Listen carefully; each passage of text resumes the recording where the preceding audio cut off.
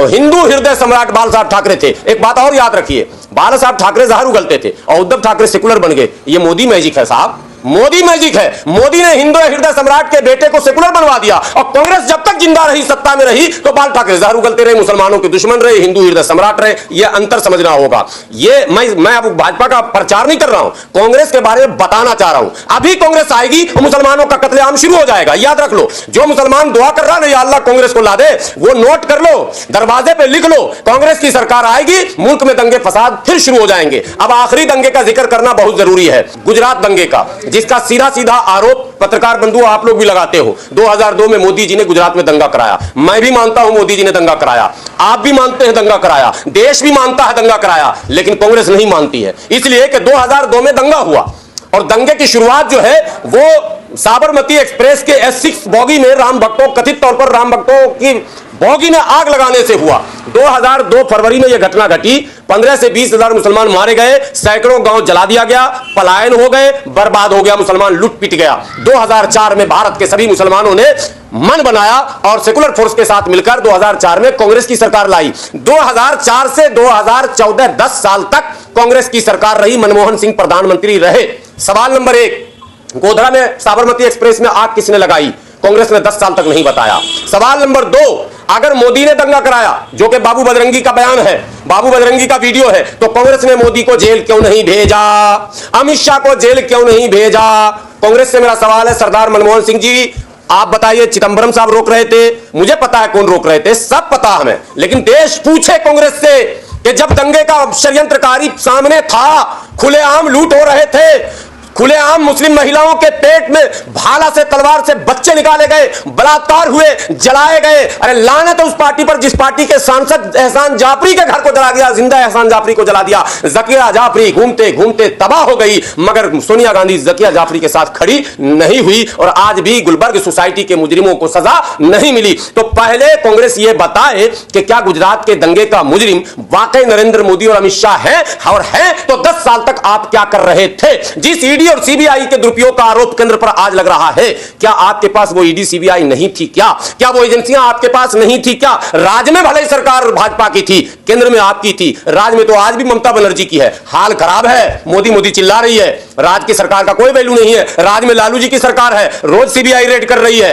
रोज मुकदमे कर रही है। राज्य में केजरीवाल की सरकार है, रोज रेड हो रहा है। राज्य में जिसकी जिसकी सरकार है, सबको केंद्रीय एजेंसियां घेर रही है, तो तब आपने क्यों नहीं घेरा? यह सवाल है मेरा कांग्रेस से कि 10 साल तक मौनी बाबा को रखकर मौन क्यों रहे? मुसलमानों को इंसाफ क्यों नहीं दिलाया? जब तुम कल नहीं दिला सके, जब तुमने कल दंगा कराया, जब तुमने कल हमें काटा, जब तुमने कल हमें लूटा, तो आज तुमसे हम कैसे ये उम्मीद पाले कि इंडिया गठबंधन करके तुम्हारे नेतृत्व में हमको न्याय मिल जाएगा? नो, नेवर, कभी नहीं, कतई नहीं। जब तक दलित मुसलमान बहुजन की सरकार नहीं बनेगी, जिसमें मनुवादियों की कहीं भूमिका ना हो, तभी इंसाफ की उम्मीद की जा सकती है।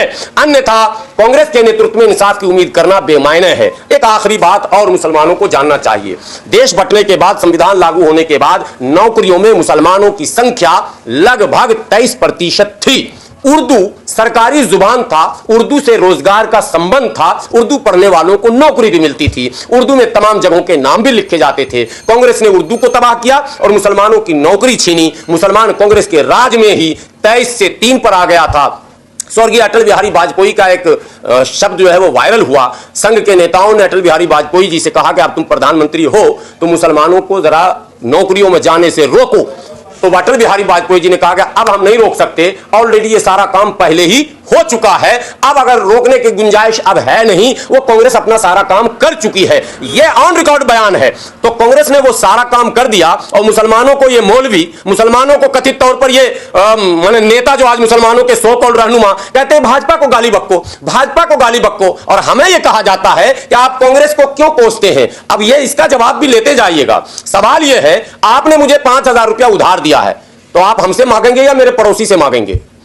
हमने वोट कांग्रेस के दिया, मेरे बाप ने कांग्रेस को दिया, मेरे भाई ने कांग्रेस को दिया, मेरे मुसलमान तमाम लोगों ने कांग्रेस को वोट दिया, तो हम कांग्रेस से सवाल करेंगे कि भाजपा से करेंगे? भाजपा को हमने वोट दिया ही नहीं, मोदी को हमने वोट ही नहीं दिया, इसलिए हमें सवाल करने का हक ही नहीं। हां, भारतीय होने के नाते कोई ऐसा मुद्दा हम सवाल कर देते हैं, लेकिन मुसलमानों के ताल्लुक से हम भाजपा से सवाल पूछे, यह बेवकूफी और पागलपन होगा। अरे वोट दिया कांग्रेस को, उधार दिया कांग्रेस को, तो ब्याज समेत कांग्रेस से वसूलेंगे हम? तो आज कांग्रेस से मेरा सवाल है कि भैया अब माफ कर दो, अब बख्श दो, मुसलमानों का नाम लेना तुम छोड़ दो, ऐसे छोड़ ही चुके हो। मध्य प्रदेश चुनाव में तुमने नाम लिया ही नहीं, तुमने बाबा बागेश्वर का नाम लिया, तुम्हारे जो कमलनाथ थे वो बाबा बागेश्वर के चरण में थे, तो राजस्थान में बड़े बड़े चंदन टीका लगा के तुम घूम ही रहे थे, मुसलमानों का नाम निशान नहीं, छत्तीसगढ़ में नामो निशान नहीं। तुम्हारे पूरी पार्टी में एक मुस्लिम बोलने वाला जो मुसलमानों के, वो शायर को छोड़कर, शायर बोलते नहीं, शेर पढ़ते हैं, शायर को छोड़कर, और शायर को मुरादाबाद से लड़ा दिया। और इस बार अगर बोल रहे हैं, पिछली बार मैं ध्यान मेरा नहीं था और मैं बिहार में लगा था, इस बार शायर अगर मुरादाबाद से लड़ा तो मैं उसी ईदगाह पे जाके धरना दूंगा। पहले कांग्रेस ये बताए कि इस ईदगाह कांड में मरने वाले तमाम परिवार को ढूंढ भी लूंगा, मैं आधे को ढूंढ चुका हूं, आधा और बाकी है, मैं ढूंढ लूंगा जो लोग उस जमाने में मरे थे और जो उस जमाने में मौजूद थे, उन सबों की फौज को लेकर घूमूंगा। इसलिए यात्रा आप निकालो, ये आपका लोकतांत्रिक अधिकार है, लेकिन देवबंद मदरसे में मत घुसना। और देवबंद के मौलानाओं, आपसे भी हाथ जोड़कर गुजारिश, आप तो सुधर जाओ। अरे दुनिया से नहीं डरते हो, अल्लाह से तो डरो। आप किस मुंह से मुसलमानों की हिमायत, कांग्रेस की हिमायत की बात मुसलमानों से करते हो? कहा जाता काबा किस मुंह से जाओगे गालिब, शर्म तुमको मगर नहीं आती। किस मुंह से आप कहते हो, क्या कहते हैं, कांग्रेस की हिमायत कीजिए? कांग्रेस ही उपाय है, मोदी का विकल्प नहीं है। तो 3 राज्य में विकल्प दे दिया आपने, तो 2024 में आपकी मां ने दूध पिलाया, आप जिता देंगे, मोदी को हरा देंगे? ये पागलपनी निकालना होगा दिमाग से, ये कीड़ा निकालना होगा कि हमारा दुश्मन भाजपा है और हम हराएंगे। नो, अगर देश का दुश्मन है तो देश हराएगा।